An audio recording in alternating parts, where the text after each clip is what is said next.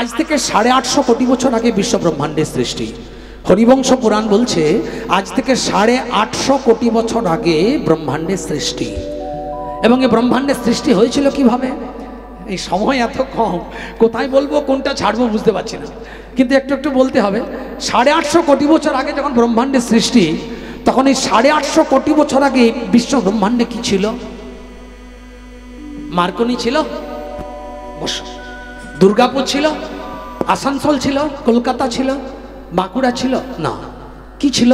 প্রলয় পয়োধি জলে ধৃতবান শিবেদম বহিত বিহিত্র চরিত্র খেদম কেশব ধৃত মীন শরীরম জয় জগদীশ হরে। কবি জয়দেবের লেখা। এখান থেকে আমরা প্রমাণ পাই প্রলয় পয়োধি জলে, চারিদিক শুধু জল ছিল। এই জলের মধ্যে সপ্তঋষি ডিঙায় চেপে এসে মীন অবতারে ভগবান দর্শন করেছিলেন। ভগবান নিজেই ব্রহ্মাণ্ডকে রক্ষা করেছিলেন। এবং এই ব্রহ্মাণ্ডটা সৃষ্টির ইতিহাস কি? ভগবান যেখানে থাকেন সে জায়গাটার নাম হচ্ছে গোলক।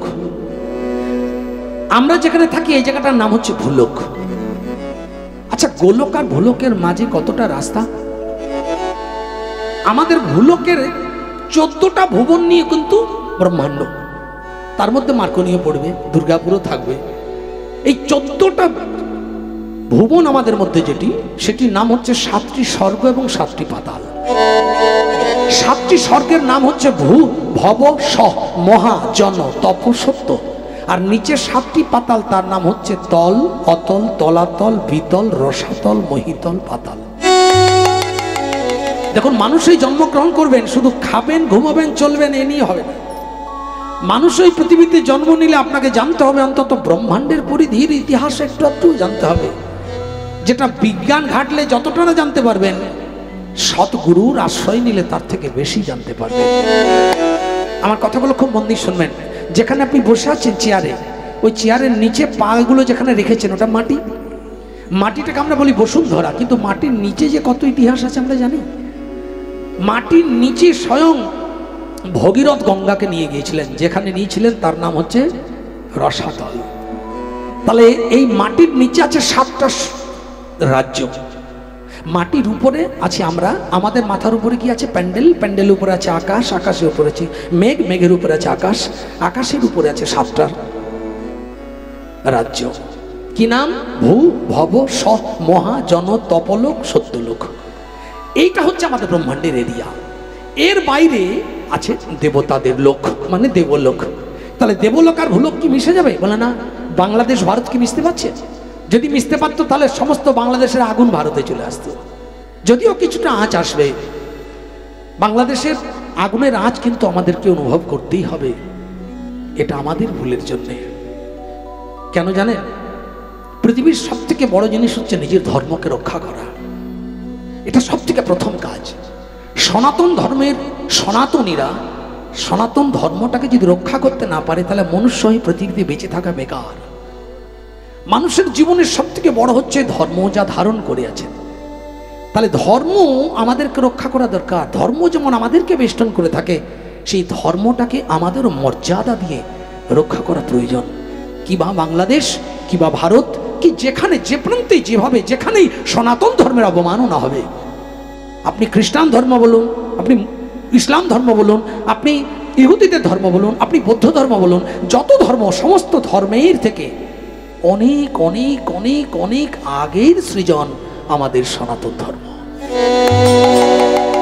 তাই আপনারা সবাই নিশ্চয়ই এখন সোশ্যাল মিডিয়ার যুগ, আপনারা ভালো করে দেখতে পাচ্ছেন যে কি পরিস্থিতি চলছে। আমি পরোক্ষভাবে কথাগুলো বলছি শুধু একটুখানি মনে একটুখানি ছোঁয়া দেওয়ার জন্যে, যে আপনারা কল্পনা করুন আমাদের সনাতন ধর্মের পরিণতিটা এখন কি, আমাদের পরিস্থিতি কোন জায়গায় পৌঁছে গেছে এখন একবার ভাবুন। তাই আমি সবাইকে এখানে একটা জায়গাতে একতাবদ্ধ হতে বলবো বা ঐক্যবদ্ধ হতে বলবো, সেটা হচ্ছে নিজের ধর্মের মর্যাদা রক্ষার জন্য সবার চরণে প্রার্থনা রইল। আপনারা শুধু এইটুকু চেষ্টা করুন, আমাদের যে অবক্ষয়ের দিকগুলো আপনারা দেখছেন, এই অবক্ষয়ের দিককে বাঁচানোর জন্য কিন্তু আপনাদেরকে সাধু সঙ্গ হরিকথাকে সম্মান প্রদর্শন করতে হবে। আপনি যদি সাধু সঙ্গ হরিকথাকে ভায়োলেট করেন, আপনি যদি কৃষ্ণ কথার আসনে বসে আন কথাকে কথার আশ্রয় দেন, আপনি যদি নানান গল্প গুজব করে কামিনী কাঞ্চনের রসাভাস হয়ে আপনি যদি জীবনটাকে কাটিয়ে দেন, আপনি নিজে জ্যান্ত সনাতন ধর্মের অমর্যাদা করছেন। তার জন্য এইভাবেই তিলে তিলে সনাতন ধর্মকে আমরা আজকে যেভাবে অসম্মান এবং অপমান করতে চলেছি, সেই জন্য আজ আমাদের ঐক্যবদ্ধতাটা শূন্যের ঘরে পৌঁছে গেছে। আজ ঐক্যবদ্ধ আমরা হতে পারছি না বলে আজ আমাদের উপরে যত আঘাত আসছে আমরা নির্দ্বিধায় সেই আঘাত সহ্য করছি। কেন না, আঘাতটা প্রত্যক্ষ যার উপর হচ্ছে সেই বুঝে নেক, আমার লাগবে না, আমি এই চিন্তা করে মুখটা ফিরিয়ে নিচ্ছি। কিন্তু তুমি জানো না রে ভাই, তিলে তিলে সমুদ্র হয় যেমন, তেমনি একজনের প্রতি আঘাত হতে হতে ওই আঘাতের আঁচটা আস্তে আস্তে একদিন তোমার গায়েও লাগবে। তুমি তার জন্য প্রস্তুত হও সাধু। নিতাই গৌর। তাই আমি সবার কাছে একটি প্রার্থনা করব, একটি কথা বলবো, যে পরিণতি চলছে চারিদিকে, সেই পরিণতির থেকে রক্ষা পেতে গেলে অবশ্যই সনাতন ধর্মের মর্যাদা রক্ষা করুন, সাধু সঙ্গ বারংবার করুন, হরিকথা ঘন ঘন শ্রবণ করুন, আমাদের সমস্ত সাধু সজ্জন বৈষ্ণবদের সম্মান প্রদর্শন করুন, এবং যেখানে আমাদের সাধু বৈষ্ণবের ডাক আসবে, সনাতনীদের ডাক আসবে, সেখানে কণ্ঠে কণ্ঠ মিলিয়ে ঐক্যবদ্ধ হয়ে দুটো বাহু তুলে তাদের পাশে দাঁড়িয়ে এই সনাতন ধর্মকে সম্মান প্রদর্শন করুন। তাই করে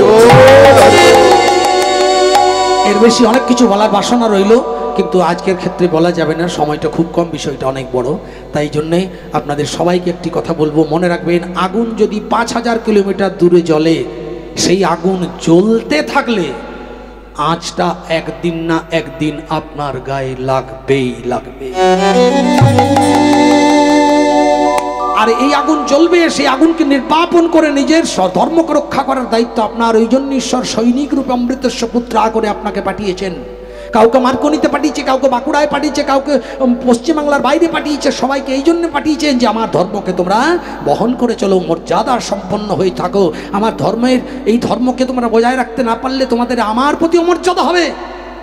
কলিকালের বয়স হচ্ছে 4,32,000 বছর, এখনো 5,500 বছর কলির বয়স হয়নি, তাতে যদি এই পরিণতি হয়, তাহলে কলিকালের বাকি দিনগুলো কি অবস্থা হবে একবার ভেবে নেন। কলিকালের শেষ পরিণতি যেটা হবে সেটা ভয়ঙ্কর হবে মা। এক একটা মানুষ বামনের মতো হয়ে যাবে, 2.5 হাত বৃক্ষে নিজের জীবন রক্ষার জন্য ছুটে গিয়ে চাপতে যাবে, তখন ওই অসাধু ব্যক্তির অত্যাচার আক্রমণে তারা অতিষ্ঠ হয়ে উঠবে।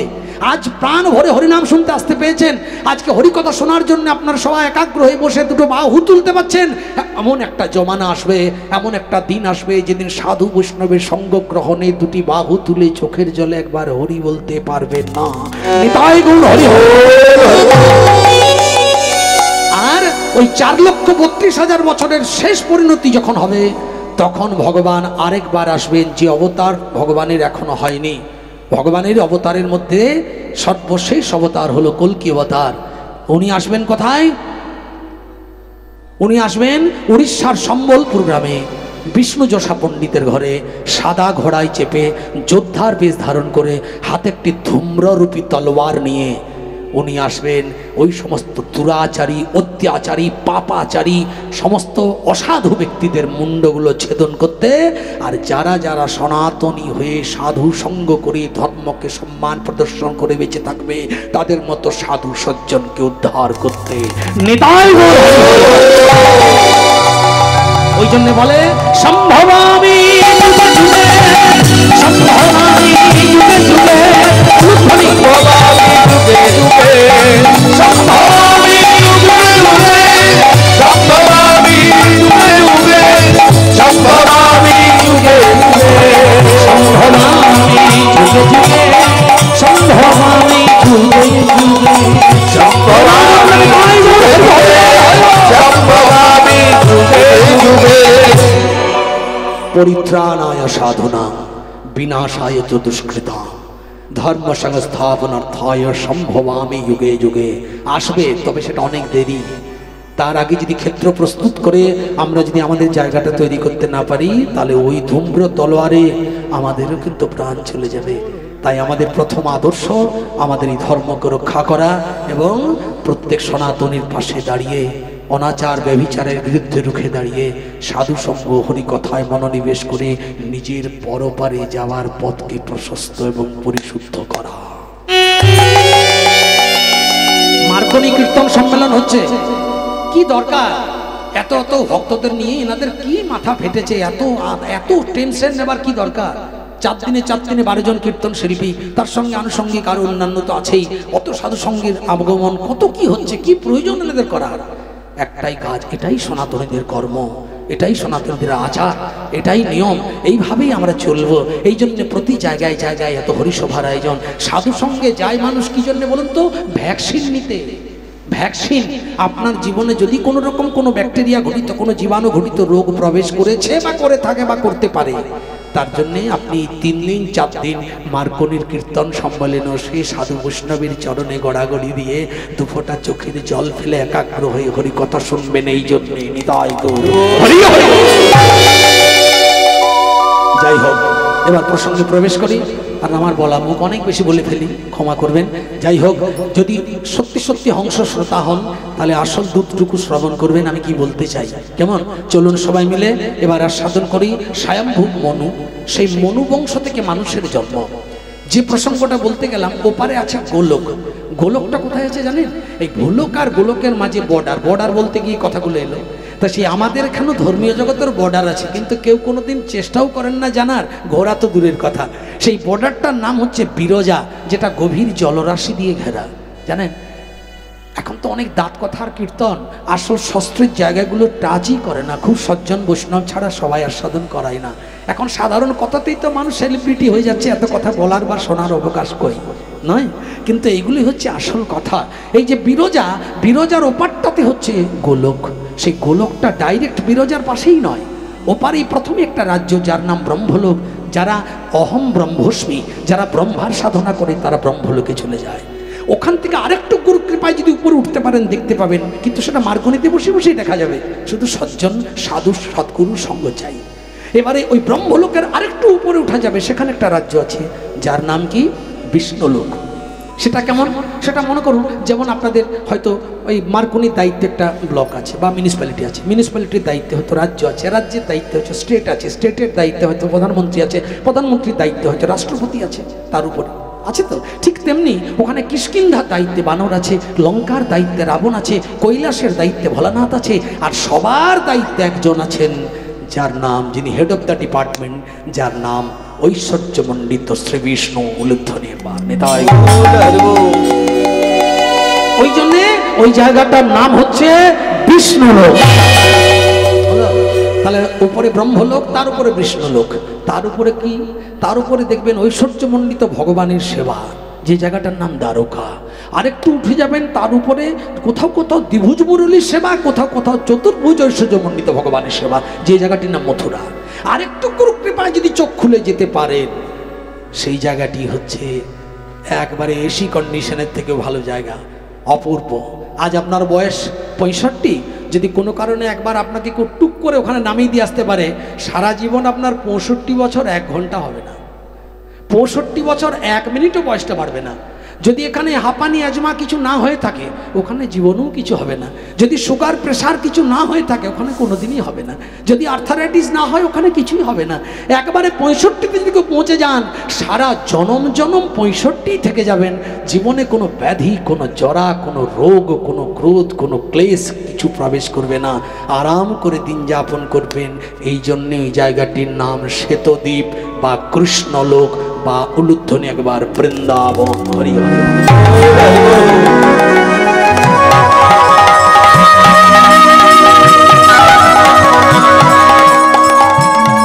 ওইখানে কে বসবাস করছেন? ওইখানে যিনি বসবাস করছেন তিনি কে? নবীন নিরদ শ্যাম নীলন্দির লৌচনম বল্লধী নন্দনং কৃষ্ণাং বন্দে গোপাল রূপেণ। ওইখানে ভগবান বাসিনী আছে। ওইখান থেকে ভগবান যা ইচ্ছা করে সেটি যে পূরণ করে তার নাম শঙ্কর্ষণ, যিনি কলির নিত্যানন্দ। ভগবান ওখান থেকে যা ইচ্ছা করবেন সেটা ওনাকে করতে হবে না, শুধু ইচ্ছা করলেই হবে। এই যে মার্কনির আসরে ভক্তরা খুব আমার কথা শুনছে, একটু যদি সমস্ত ভক্তদের সঙ্গে একটু জোড়াজোড়ি করতে পারতাম তাহলে খুব ভালো হতো। মনে করুন ভগবান এটা ভাবলেন, যে মুহূর্তে ভাবলেন উইদিন সেকেন্ড সঙ্গে সঙ্গে যিনি এসে মার্কনির মাটি সহ এই হরিসভাটিকে তুলে নিয়ে চলে গেলেন, তার নাম দেব শঙ্কর্ষণ। বুঝতে পারছেন? তাহলে এই শঙ্কর্ষণের কাজ হচ্ছে, উনি ক্রিয়া শক্তি, উনি সত্যের শঙ্কর্ষণ, উনি ত্রেতার অনুজ লক্ষ্মণ, উনি দ্বাপরের দাদা বলাই, উনি কলিকালের নিত্যানন্দ, উনি হচ্ছেন কর্মের অধিপতি। আপনি যদি ক্রিয়াশীল হন, সঠিক সঠিক কর্মে যদি আপনার মন নিমগ্ন হয়, উনার কৃপা আগে হবে। যেটা একটু আগে বলছিলাম, পঞ্চতত্ত্ব আপনার হৃদয়ে বিরাজ করে। যখনই দেখবেন সঠিক ঠিকঠাকভাবে আপনি ভগবানের নাম গাইতে পাচ্ছেন, ওটাই আসল কর্ম, তখনই নিত্যানন্দের কৃপা হয়ে যাবে। বললাম না? তাহলে ওই নিত্যানন্দের কৃপা আগে হবে, তবেই গৌরের কৃপা হবে। এটা বলি না ভজরে ভজ নিতাই ভজ, নিতাই ভজলে গৌর পাবে। তার মানে এটাই যে আপনার যদি সঠিকভাবে ভগবত ভজনটা হয়ে থাকে, হাতটা তুলে যদি ঠিক ঠিক মনোনিবেশ করে যদি দুফোঁটা চোখের জলে হা হরি বলে কাঁদতে পারো, তবেই নিত্যানন্দ তোমার গেট পাস দিলে গৌরের চরণ দর্শন হবে। নিতাই গৌর হরি। বুঝেছেন? যাই হোক, তাহলে সেই শঙ্কর্ষণ ভগবান চিন্তা করছেন আমি এমন কিছু একটা করবো যা না জানহু হামো না জানহু গোপীগণ। আমি এমন কিছু করবো যা কেউ জানে না। কি করব? সেই তো কি করব, ভগবান কি করব ভাবছে, তখন ব্রহ্মাণ্ড সৃষ্টি হয়নি। শঙ্কর্ষণ ছুটে এসে ওই মাঝের বর্ডারে জলটিতে ঝাঁপ দিয়ে দিলেন। যেই ঝাঁপ দিলেন দেখলেন অনন্ত ভুড়ভুড়ি তৈরি হলো, ভুতভুতি মানে ভুড়ভুড়ি। এবার প্রত্যেকটা ভুড়ভুড়ি দেখছে যে এত ভুড়ভুড়ি কিসের? শঙ্কর্ষণ অনন্ত শঙ্কর্ষণ সে যে প্রত্যেকটা ভুড়ভুড়ির ভেতর ঢুকলেন, ঢুকে দেখছেন ভেতরটা ফাঁকা, কোথাও কিছু নাই। শঙ্কর্ষণ কি করলেন না, সেই বুদবুদির ভেতরগুলো ঢুকে নিজের অঙ্গ থেকে 1/3 শ্বেত ঘর্ম, মানে 1/3 শ্বেত ঘর্ম মানে সাদা জল শরীর থেকে নির্গত করে ওই ভুড়ভুড়িগুলো ভরতে লাগলেন। প্রত্যেকটা একই কেস হলো। এবারে 1/3 ভাগ জলে ভরে 3 ভাগ জল হলো। 3 ভাগ জল যখনই হলো তখনই শঙ্কর্ষণ ভগবানকে স্মরণ করলেন, আমার কাজ শেষ, তুমি এটুকুই চেয়েছিলে, বাকি যে অনন্ত লীলা তোমার সেটা তুমি সম্পাদন করো। আসতে মা, গল্প করবেন না। শঙ্কর্ষণ কি করলো, সঙ্গে সঙ্গে ওখান থেকে ওই যখন 1/3 জলে ভরে দিলেন, তখন ভগবান অনন্ত নাগের উপর শায়িত হয়ে বটপত্রে হেলা দিয়ে, বট শব্দে বৃদ্ধাঙ্গুলি, বট মানে বট গাছের পাতা নয়, বটপত্রে হেলা দিয়ে শঙ্কর্ষণ শুয়ে আছে। লক্ষ্মী দেবী তার চরণ সেবা করছে, ভাসতে ভাসতে ভগবান আসছেন প্রেমানন্দে নিতাই গৌর হরি।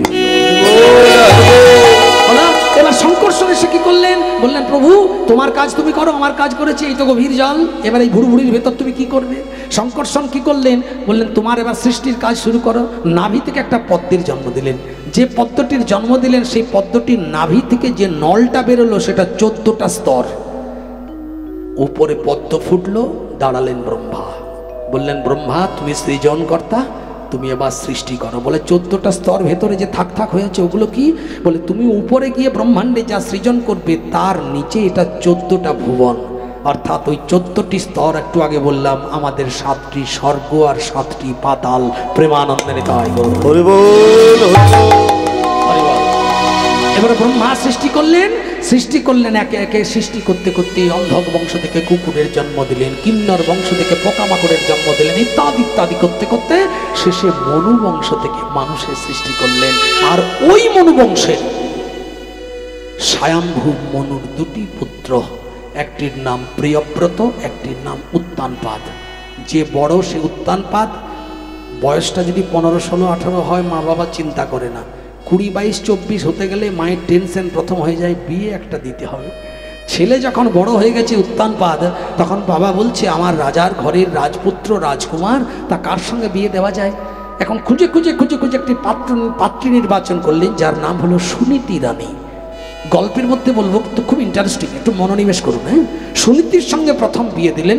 বিয়ে দেবার পরে কিছুদিন পরে সুনীতির বিয়েটা হলো, সানাই বাজলো, উলুধ্বনি হলো, জয়ধ্বনি হলো, খাওয়া দাওয়া হলো, ভালো মন্দ হলো, চারিদিকে সানাই বাজছে, উলুধ্বনি হচ্ছে, শঙ্খধ্বনি হচ্ছে, সবাই মিলে জয়ধ্বনি করছে, হরি হরি হরি হরি। উলুধ্বনিটা একটু আস্তে শুনতে পাচ্ছি মায়ের, একবার জোরে হরি হরি হরি।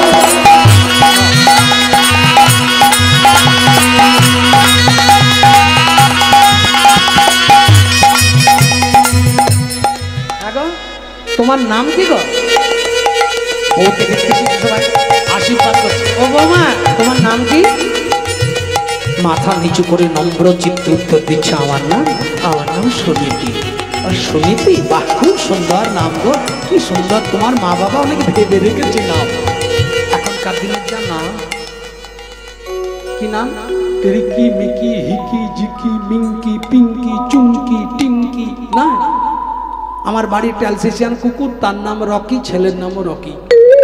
ছেলে বুঝতে পারেনি যে আমার রকি নামটা কত ভালো। যখন ছেলে বড় হয়েছে, বুঝতে শিখেছে, তখন রকি বলে যখন ডাকছে, কুকুরও সাড়া দিচ্ছে, ছেলেও সাড়া দিচ্ছে। রকি, রকি, দেখেছেন রকির প্রেস্টিজে লাগছে, তুমি আমাকে আদর করে ডাকছো, আমার বাড়ি কুকুরটা বকবক করছে কেন? মা বলছে পই পই করে বারণ করেছিলাম যে তোমার নামটা দিও না আমার ছেলের, কিন্তু শুনলো না, ওই রকি নামই দিয়েছে। এবার বলুন এই কুকুরের ক্ষিপ্রতা দেখে দেখে ছেলের স্বভাবটা কেমন হবে? পাপাই নাম দিলেন, সারা জীবন পাপাই পাপাই করলে পাপ আসবে না পাপাই আসবে? যদি বলেন এটা গল্প, অসম্ভব। শব্দ ব্রহ্ম, শব্দ যদি ব্রহ্ম না হয়, আপনি ডাকার মতো কোনো শব্দ দিয়ে ডাকবেন তো দেখি কেমন ক্রিয়া না হয়। আপনি ভগবত ভজন করেন, কোনো মন্ত্র জানেন না, দরকার নাই। আপনি আজ থেকে প্রত্যেক দিন অন্তত 100 বার করে নিভৃতে বসে বাঁশ বাঁশ বলবেন তো, বাঁশ বাঁশ বাঁশ বাঁশ বাঁশ প্রতিদিন বলবেন, কিন্তু মনটা যেন বাঁশেই থাকে। একাগ্র চিত্তে আপনি 100 বার, পরের দিন 100 বার, তারপর দিন 1000 বার, তারপর দিন লক্ষ বার, তারপর দিন কোটি বার করে বাড়াতে থাকুন।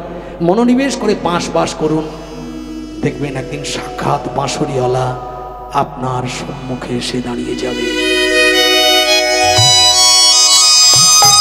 মানে বুঝতে পারছেন? মানেটা এই, সেটা হলো শব্দ ব্রহ্ম, একাগ্রতা গুণে ফল হয়। কলিকালের মানুষ বলে এত গল্প অনেক শুনছি, কিছুই হয় না, আমরা রাঠি হয়, সব হয়। দোষটা কোথায় জানেন আমাদের? মনোসংযোগের অভাব। আগে মনের সাধনা, পরে প্রাণের। প্রাণের সাধনা করার আগে তোমার মন যদি 14 জায়গায় ছুটে বেড়ায়, তোমার জীবনে ক্রিয়ার অনুভব হবে? প্রাণী ভগবান ইপ্সা প্রাণ বিষ্ণু পিতামহ প্রাণেন ধার্যতি লোক সর্ব প্রাণময় জগৎ। তুমি প্রাণের সাধনা করার আগে তোমার মন যদি আম্বনে জাম্বনে সাম্বনে ঘুরে বেড়ায়, তুমি জীবনও প্রাণের মধ্যে ঈশ্বর দেখতে পাবে। তাই কলিকালে মানুষের জীবনের প্রথম যেটা দরকার, এই যে আপনারা এক মনে কীর্তন শুনছেন, এইটা আগে চাই। একজন তপস্বী মায়ের ভক্ত বলে, মা গো 81 বছর বয়স হয়ে গেল,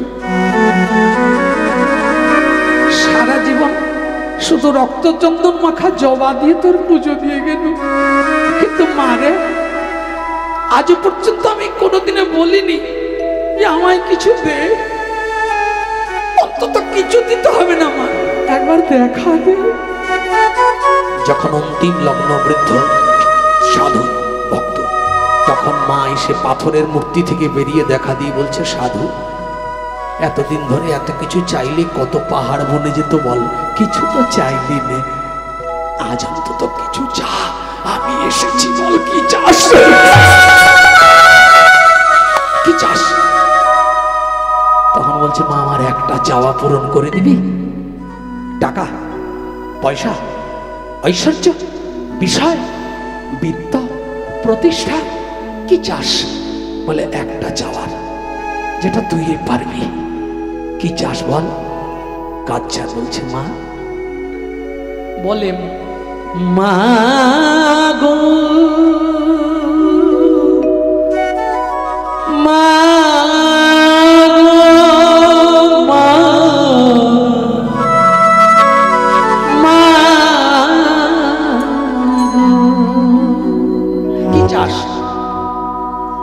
মাছি করে রাখলি আমায়। কি সুন্দর কথা, দেখুন, এই হচ্ছে জীবন শিক্ষা। কেন করিলি না তো মৌমাছি? আমি এটা চাই, মাছি হওয়া মনটাকে মৌমাছি করে দে। কেন কেন? আমি তাই পারলাম না যেতে,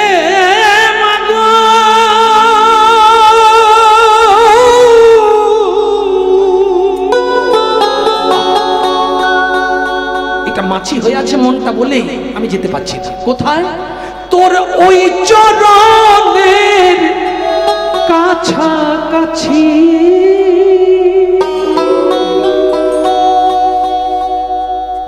এসব সাদের বিষ্ঠা ঘেটে জীবনটা মোর গেল কেটে।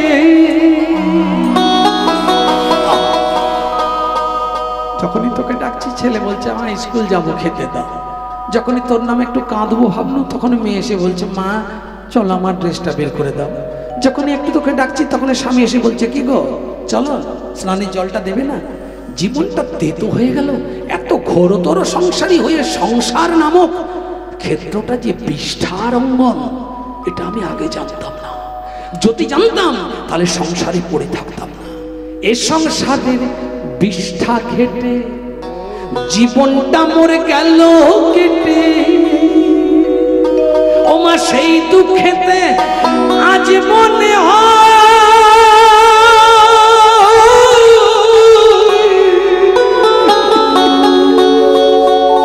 কি মনে হয় দেখবেন, এটা সবাই বলেন, এই ডায়লগটা আপনাদের সবারই। জীবনটা জ্বলে গেল, ও বাপ রে বাপ, ঠাকুর তুলে নাও, বলেন না? ও জীবনটা শেষ হয়ে গেল, ঠাকুর একটু তুলে নাও, আর কবে আমি আর কতদিনই জ্বালা সইব, একবার তুলে নাও। কিন্তু আদৌ মন থেকে বলেন না। ঠাকুর যদি হেড অফিস থেকে তোলার জন্য কাউকে পাঠিয়ে দেয়, যেতে চাইবেন না, কিন্তু বলেন প্রায়। কি বলেন? জীবনটা মরে গেলে মাছি, সবাই করে তালে দিয়ে, মাছি করে রাখলি আমায়, করলি না তো মাছি, মাছি করে রাখলি আমায়, করলি না তো মাছি, মাছি করে তাই পারলাম না যেতে মাগো, তাই পারলাম না, আমি তাই পারলাম না যেতে মাগো, তাই পারলাম না। এই চরণের কাছাকাছি মাছি করে রাখলি আমায়, করলি না তো মাছি,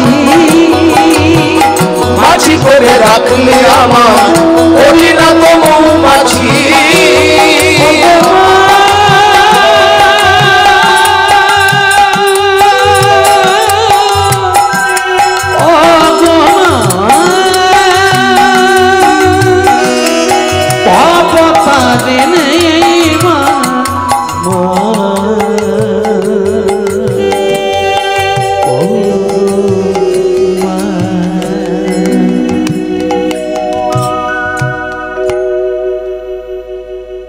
কথাটা সত্য। মন আমাদের মাছি, এই মাছি মনটাকে মৌমাছি করার প্রার্থনাটা প্রথম শিখবেন, তারপরে প্রাণের সাধনার জন্য ঈশ্বর চিন্তা করবেন। মন যদি খাঁটি হয়ে যায়, মন যদি আপনার কন্ট্রোলে চলে, জীবনে আপনার জায়গা থেকে আপনাকে কেউ সরাতে পারবে না, এবং ওটাই আপনার আসল কাজ মানুষ হয়ে। কেমন? যাই হোক, আজকে আমাদের নাম টাম এই যে কথাগুলো বলছি, প্রসঙ্গগুলো, আগেকার দিনে চিন্তা করুন। আগের দিনে যদি কেউ লক্ষ্মী পূজায় জন্ম নিত, তাকে বলতো শ্রীলক্ষ্মী নাম দিতেন। যদি কারো বিজয়া দশমীর দিনে একটি কন্যা হতো, তার নাম দিতেন বিজয়া। যদি মনে করুন শিবরাত্রির দিনে কারো একটি সন্তানের জন্ম হলো, তার নাম দেন কি? ভোলানাথ, মহাদেব, গঙ্গাধর। এই রিকিমিকি হিকিচিকি পিঙ্কি চিঙ্কি মিঙ্কি টিঙ্কি এইসব নাম কিন্তু আগে দিত না। আগে নামের সঙ্গে স্বভাবের একটা মিল ছিল, তাৎপর্য দেখে নাম দিতেন। তার জন্য বলছে, তোমার মা কি সুন্দর নাম দিয়েছে গো, সুনীতি। সুনীতি, সুন্দর নীতি আছে যার, সেই তো সুনীতি। যার নীতি সুন্দর, সেই সুনীতি। সুনীতির আরেক নাম হলো সতী নারী। বাহ, আশীর্বাদ করি তুমি সুখী হও। সবাই আশীর্বাদ করে চলে গেল। দেখবেন যার জীবনটা, দেখবেন যে যাকে যত বেশি ভালো ভালো বলে, দেখবেন তাকে তার জীবনটা তত বেশি কালো। ওকে নাম দিয়ে দিলেন সুনীতি, খুব ভালো নাম, সবাই আশীর্বাদ করছে, খুব ভালো নাম দিয়েছে তোমার মা। রাজার দুটি বউ, কিন্তু দুটি বউ দুই চরিত্রের, একজন ভালো, একজন কালো, একজন আলো, একজন আঁধার, একজন পূবে যায়, একজন পশ্চিমে, একজন উত্তর, একজন দক্ষিণে। রাজার ঘরের দুটি বউ। আচ্ছা বলুন, তোমার দুই বউ যদি একই পথের প্রতীক হয় তবে তো শান্তি, আর দুজন যদি দুই মেরুর হয় কেমন শান্তি হবে? তা রাজা দুবার বিয়ে করলেন কেন? নাই, প্রথমা স্ত্রীর কপালে কোনো সন্তান ছিল না, বন্ধাত্বের যন্ত্রণা নিয়ে তিনি থাকতে পারছেন না, এত কাঁদছেন, এত কষ্ট পাচ্ছেন, অথচ তার আদর্শ থেকে তিনি সরেননি। তিনি স্বামী জগৎপতি জ্ঞানী স্বামী সেবা করে যাচ্ছেন, কারণ সুনীতি নামের যথার্থতা এটাই। কিন্তু রাজার যখন সন্তান হলো না, সবাই বিবেচনা করে বললেন রাজার একটা বিয়ে দেওয়া হোক। এই দ্বিতীয়বার বিয়ে দেওয়া হলো, যার সঙ্গে বিয়ে হলো তার নাম সুরুচি। সুরুচি মানে সুন্দর রুচি। যা ভালো খাবো, ভালো পরবো, ভালো বিছানায় ঘুমাবো, দামি দামি খাটে শুবো, ভালো ভালো গাড়িতে চড়বো, চাচা আপন প্রাণ বাঁচার, নিচে বাঁচলে বাপের নাম। স্বামী যা পাচ্ছে করুক, মরে মরুক, যা হয় হোক, আমাকে সেনকো গোল্ডের গয়না প্রতি বছর 10-20 ভরি দিলেই হবে, আমার জীবনের সুখ শান্তি এলেই হবে, বাকি যার যা হচ্ছে হোক। এর নাম হচ্ছে সুরুচি। তাহলে রাজার ঘরে দুটি বউ, দুজন দুই মেরুন, একজন ভালো, একজন কালো, একজন আলো, একজন আধার, একজন স্বামী চিন্তা করে, একজন নিজের চিন্তা করে। বাস, ওই জন্য বলছে স্বয়ম্ভু মনুপুত্র উত্তানপাদ রায় সুরুচি সুনীতিরে বিবাহ। বিবাহ হচ্ছে সাধু কথা, বাংলা কথায় বলে বিয়ে। সুনীতি সুরুচিরে বিবাহ করিল দোহায়। এক রাজার দুই রমণী। রাজা কাকে ভালোবাসে? সুরুচি কনিষ্ঠা হয় রাজারও প্রেয়সী, কিন্তু সুনীতি অপ্রিয়া হন প্রধানা মহিষী। অর্থাৎ সুনীতিকে কেউ ভালোবাসে না। কেন? ওই যে সততার নিয়মিত কষ্ট, সৎ পথ অবলম্বন করলে কষ্ট পেতে হবে, কিন্তু পরিণতির শেষটা বড্ড ভালো। আর অসৎ পথ অবলম্বন করলে সাময়িক ক্ষণিক সুখানুভব হবে, পরবর্তী দিনটা জ্বলে পুড়ে ছাই হয়ে যাবে। হরি হরি হলো। তাহলে রাজার ঘরে দুই বউ, এটা জগৎকে শিক্ষা দিলেন। উত্তানপাদ রায় রাজার নাম। আধ্যাত্মিক চিন্তায় দেখুন আমরা প্রত্যেকে উত্তানপাদ। এটা তখন ঘটনা বললাম, এবার একটু আধ্যাত্মিক কথায় 1 সেকেন্ড বলি। উত্তানপাদ দেখুন, এই যে বললাম শাস্ত্রের সঙ্গে শরীরের মিল আছে, এই দেখুন মিল। উত্তানপাদ আমরা সবাই, উপর দিকে পা আমাদের প্রত্যেকে ছিল। মা ত্রিজঠরে যখন ঊর্ধ্বপদে হেট মন্ডে ছিলাম, তখন আমাদের পা ছিল ঊর্ধ্বে, মাথা ছিল নিচে, ছিলাম না? তাহলে আমরা প্রত্যেকে উত্তানপাদ। কেউ কি ছিলাম যে না পাগুলো পাশ দিকে, মাথাটা আড়ে আড়ি ছিলাম? না, আমাদের প্রত্যেকের মাতৃ জঠরে থাকার সময়ের অবস্থানটা হচ্ছে ঊর্ধ্বপদ, হেট মুন্ড। তার জন্য আমরা প্রত্যেকে উত্তানপাদ। আর আমাদের প্রত্যেকের এই জীবনটা হচ্ছে সংসার। আর আমাদের জীবনেও কিন্তু দুটি বউ, একটার নাম সুরুচি, একটার নাম সুনীতি। উলুধ্বনি একবার তাই বুঝেছেন? আমাদের জীবনেও দুটি বউ। বউ মানে তো মেয়ে ছেলে, তাহলে আমাদের জীবনে বউ কোথায় এলো? এটাই তো বউ। কোনটা বউ? মন। আমার ভিতরে দুটো মন, একটা সুরুচি, একটা সুনীতি। একটা ভালো কাজ করে, একটা খারাপ কাজ করে। দ্যাটস রাইট, ঠিক বলছি? এটাই ঠিক, হ্যাঁ এটাই সত্য। দেখুন এটাই আমাদের জীবন। আমার জীবনে সুরুচি সবসময় ভালো মন্দ চিন্তা করে, কি করে ভালো খাবো, সুখে থাকবো, আনন্দ থাকবো। আর আমার ভিতরে সুনীতি কি না, মাঝে মাঝে জেগে উঠে সুস্থ সুন্দর পথ অবলম্বন করে পথ চলবো। হ্যাঁ, আমার ভিতরেই তাহলে এটা রয়েছে। তাহলে এখান থেকেই ব্যাখ্যা। তাহলে সুরুচি সুনীতি, রাজা কিন্তু সুরুচিকে ভালোবাসে, আপনিও ভালোবাসেন। একমাত্র রসিক ভক্ত যিনি আত্মত্যাগী, যিনি ভগবৎপ্রেমী, তিনি ছাড়া প্রত্যেককে সুরুচিকে অবলম্বন করবে। কারণ আত্মসুখে সুখী নিজে ভালো থাকবো, এটাই আমার জীবনে বড় পাওয়া। আর কিছু দরকার নাই। তার জন্য সুরুচিকে ভালোবাসে প্রত্যেকে। রাজাও তাই করে ফেললো। সুনীতি কেঁদে কেঁদে রাজার আদর্শ নীতিগুণ কাটালো, কিন্তু সুরুচি ওই যে বড় বড় চোখ সবসময়, এই যে 73,000 টাকা এখন চলছে, তা বলে ভয় পেয়ে যে উনি তাড়াতাড়ি বালা দুটো করিয়ে দেবে, কিন্তু তাড়াতাড়ি আমার বালা দুটো করিয়ে দেবে কিন্তু। ঠিক আছে বললে, আচ্ছা আচ্ছা ঠিক আছে। যদি বলে না এখন নয় পরে, তখন এই আমরার মতো চোখগুলো বের করে দিলে সঙ্গে সঙ্গে যেখানে যা আছে গুটিয়ে পাঠিয়ে। সুরুচি, এটাই ধর্ম। এবারে সুনীতি ধর্ম হচ্ছে যেখানেই মন্দির দেখছে, ঠাকুর আমার স্বামীকে ভালো রেখো, আমার স্বামীকে ভালো রেখো, আমার স্বামীকে ভালো রেখো, আমার জীবনে আর কিছু নাই চাওয়া, আমার স্বামীকে ভালো রেখো। প্রত্যেকদিন ভাবি যে ঘর থেকে ছেড়ে ছেড়ে কোথায় চলে যায়। কেসটা দেখি, পিছনে চলে এসেছে শুনেছি, এসে দেখছে একটা মন্দিরে ঝরঝর করে সুনীতি কাঁদছে আর মাথা ঠুকছে। ওই কেসটা একদিন নয় 10 দেখেছে। দেখার পরে এবার সুরুচি জল্পনা কল্পনা শুরু হয়ে গেছে যে দিন রাত স্বামী স্বামী স্বামী স্বামী স্বামী স্বামী স্বামী কেন করছে? তাহলে কি আমার থেকে ও কি রাজাকে বেশি ভালোবাসে? তাহলে রাজাকে যদি বেশি ভালোবাসে তাহলে নিশ্চয়ই রাজাও ভালোবাসে। তাহলে রাজার যদি ওর প্রতি এত ভালোবাসা, তাহলে আমাকে বিয়ে করার কি দরকার? তাহলে এর একটা হস্তি করে ছাড়বো। এই যে শোনো, এই শোনো, এদিকে এদিকে শোন, তাহলে কি এদিকে শোন, আমাকে ঘরে রাখবে না ডিভোর্স দেবো? ঘরে রাখবে না ডিভোর্স দেবো? বলো কি করবো? রাজা বলছে কি হলো, কি বলো পরিষ্কার। হলো হলো বুঝবো না, এত এত প্রজা আছে, এই প্রজার সমস্ত প্রজাদের সামনে তোমার উন্নত মস্তক নিচু করবো, বুঝেছো? তার মানে বলে শোনো, তুমি পরের মাথায় বাঁধিয়া পাগ সেজেছ হে রাজা, আজ কেউ না জানিলেও আমি জানি রাজা তোমার নকল রাজা সাজা। তার মানে আমি ঢাক পিটিয়ে বলে দেব, ঢাক পিটিয়ে বলে দেব, পিটিয়ে বলে দেব, ঢাক পিটিয়ে বলে দেব। প্রেস্টিজটা পাংচার করে দেবে তুমি, যে কি বলবে কি বলবো বলবো ওই যে প্রথমা স্ত্রী দাঁড়িয়ে আছে, কেন ভাজা মাছটি উল্টে খেতে জানো, যে দাঁড়িয়ে দাঁড়িয়ে কান্নার অভিনয় করছে।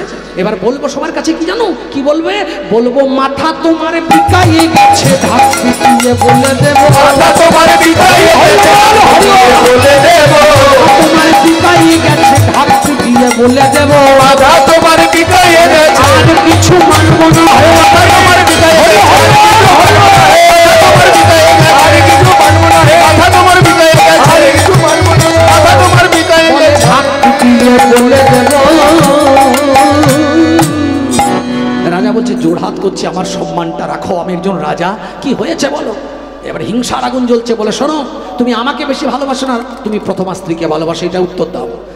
রাজা বলছি তো বিরাট প্রশ্ন, কি উত্তর দেবো, তাড়াতাড়ি বলো, কাকে ভালোবাসো আমাকে না প্রথমা স্ত্রী সুনীতিকে। রাজা তখন বলছে দুজনকেই আমি। বলে না না ওইটা হয় না, তুমি কাকে বেশি ভালোবাসো বলো, যদি বলতে পারো ভালো, না বললে তোমার উন্নত মস্তক আমি নিচু করবো, তুমি দেখে নিও। রাজা দেখছি সর্বনাশ, কি বিপদে পড়লাম। সুনীতি দাঁড়িয়ে দাঁড়িয়ে ঝরঝর করে কাঁদছে, আর শুধু ঈশ্বরকে বলছে আমার জীবনে চাওয়ার একটাই, আমার স্বামীর উন্নত মস্তক উন্নত রেখো, আমার জীবনে তোমার কাছে কিছু চাওয়ার নেই, শুধু আমার স্বামী সুখে থাক, শান্তিতে থাক, সম্মান মর্যাদার সঙ্গে বেঁচে থাক, এটি মনে মনে বলছি। তখন বলছে এই যে তুমি কাকে ভালোবাসো বলো। তখন রাজা ইশারে বলছে তোমাকেই বেশি, মানে মানে অনীহাবশত বলে ফেললেন, তোমাকেই বেশি ভালোবাসি। বলে তাহলে যদি আমাকে এত বেশি ভালোবাসো, তাহলে এখন আমি তোমার কাছে যা বলবো তোমাকে তাই শুনতে হবে। বলে কি শুনবো, বলে এক্ষুনি এত প্রজাবর্গের মাঝে ওই যে গাড়ি আছেন উনি, ওই উনাকে সব কিছু কেড়ে নিয়ে ওনাকে ঘাড় ধাক্কা দিয়ে চিরদিনের জন্য নির্বাসন দিয়ে দাও। এটা কি করে সম্ভব, আমি এটা করতে পারি? সুনীতি মনে মনে চিন্তা করছে, রাজা এ কঠিন কাজ তোমাকে করতে হবে না, কে করবে? আমি নিজেই তোমার পথ সুগম করে দেব রাজা, যাতে তোমার মর্যাদায় অক্ষুণ্ণ থাকে। ধীরে ধীরে গজমতির হার থেকে দামি দামি যত গয়না ছিল সব খুলে দিলেন, কারণ এগুলো ঐশ্বর্যের গন্ধ, এগুলো থাকলে অন্তরে বৈরাগ্য আসবে না, প্রেম আসবে না, শুদ্ধ প্রেম। সব গয়না পত্র খুলে দিলেন, গজমতির হার থেকে, সীতাদুল থেকে, হীরাদুল থেকে যা যা ছিল, একটা সাধারণ বসন করলেন, আর একটা পুটুলিতে গোটা কয়েক কাপড় বেঁধে নিলেন, নিয়ে রাজার চরণে এসে প্রণাম করে বলছে, রাজা তোমরা সবাই সুখে থাকো, আমি চলে যাই,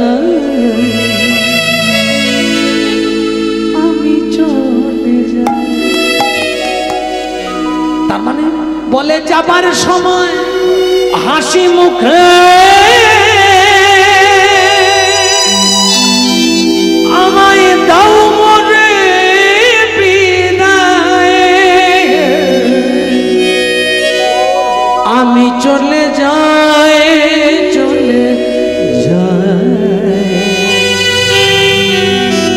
আমি চলে যাই। কাপড়ে পুটল নিয়ে কাঁপতে কাঁপতে রাস্তায় বেরিয়ে পড়ল। অগতির গতি তুমি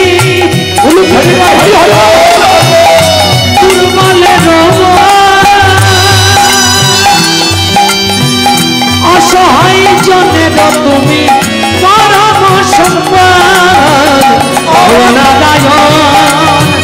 বিপদ ভব কৃপা করো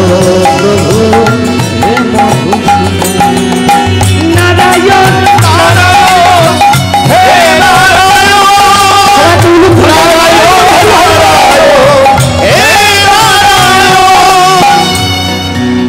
কোথায় যাবে?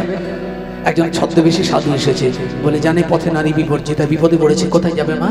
বলে আমি আমার স্বামী সুখের জন্য আমি সর্বত্যাগিনী হই। বলে আমি সব জানি, বাকিটা বলো তুমি যাবে কোথায়? বলে কোথায় যাব জানি না, শুধু স্বামীকে সুখে রাখার জন্য গৃহত্যাগিনী হয়েছে। বলে কোথাও যেতে হবে না, যে করে হরির চিন্তা হরি করেন হরি। বলে এখান থেকে অনত দূরে দেখতে পাচ্ছ হংস সরোবর, ওই হংস সরোবরের পাশে কোক্র মুনির আশ্রম, ওখানে অগণিত বৈষ্ণব সঙ্গ হয়, প্রতিদিন সাধু সঙ্গ হরিকথার আসর বসে, ভগবত তত্ত্ববেত্তারা সেখানে উপস্থিত থেকে হরিকথা কৃষ্ণ কথার সাধন করে। তুমি ওখানে প্রত্যেক দিন ওই সাধু বৈষ্ণবের চরণ ধোয়াবে আর তাদের সঙ্গে সঙ্গ গ্রহণে আকণ্ঠ হরিকথা শুনবে, আর সারা দিনান্তে একবার ভগবত প্রসাদ পাবে। সারা দিনান্তে তুমি একবার ভগবত প্রসাদ পাবে। ধরে নিয়ে চলে গেলেন। সাধু সঙ্গ দেব, সৎসঙ্গ কি জিনিস? কোথায় যেত, কি হতো? বাঘে খেত না, শেয়ালে খেত না, ভল্লুকে খেতে জানে না। দেখুন, ওই যে আত্মত্যাগ, ওই যে সততা, ওই যে পবিত্রতা, ওই যে শুদ্ধ প্রেম,